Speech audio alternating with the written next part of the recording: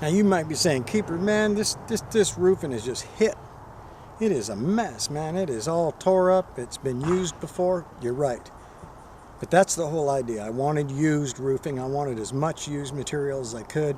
I want it to look like it's been there for 100 years.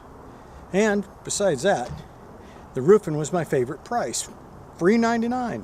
What could be better than free 99?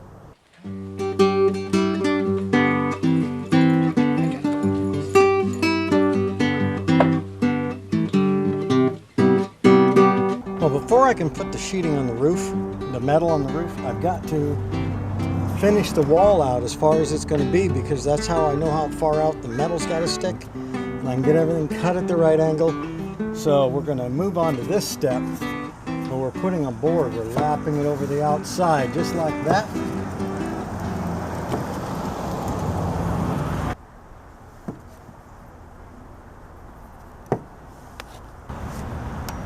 And then once we have it lapped right where we want it, got to adjust it on the top and the bottom here, then we can nail it in place.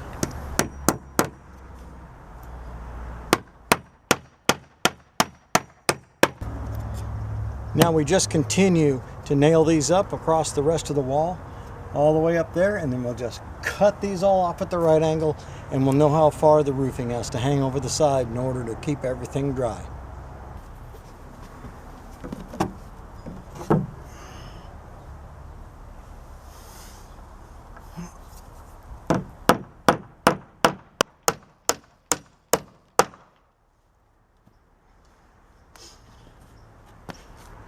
Okay, so you're probably starting to get an idea what it's going to look like. The finished product, it's just vertical lap siding is all it is.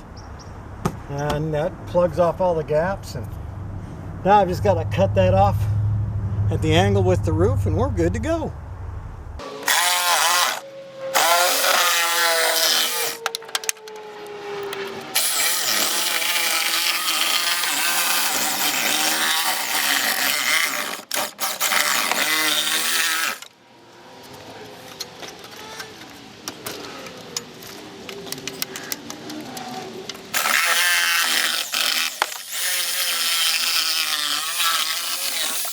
Well, there, now you see that the roof line is just like that. That's a nice slope. It should keep the snow and the rain off nicely, and the metal will just go right on like that and hang over the edge just a little, so that we don't get rainwater down inside the wall right there.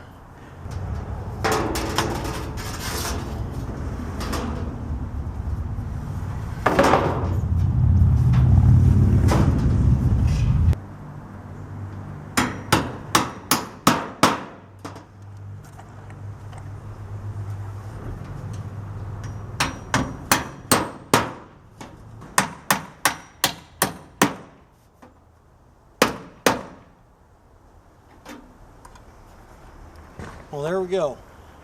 The first one's put on. We're just to finish the roof across the way. And then we'll have us a roof, and we'll stop leaking inside, and I'll trim this off. And about an inch overhang over the wood, we'll be all good. Well, the roofing is all up. The metal is. Get you back here and take a look at it.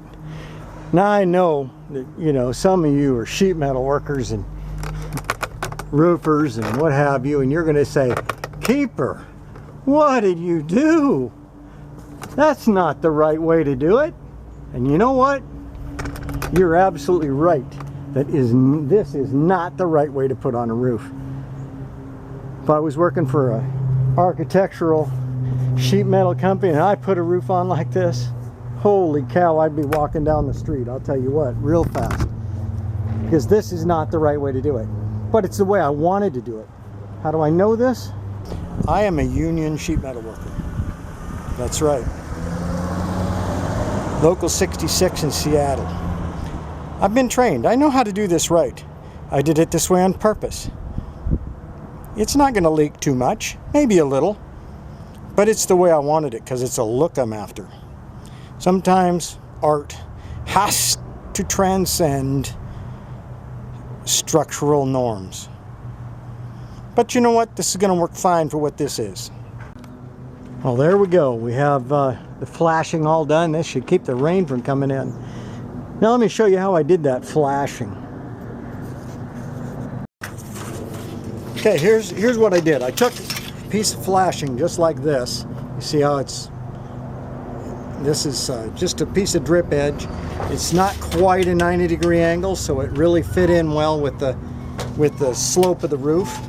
And I took an S cleat. You can see what an S cleat looks like. It's bent like an S, and it fits over metal. So what I did was I stuck it over the top of this piece of flashing, and then I took this other metal and I stuck it right in there like that. Then I put some screws in here to hold it all together, and you can see how this runs down the front wall and this runs down the roof. And that's going to work.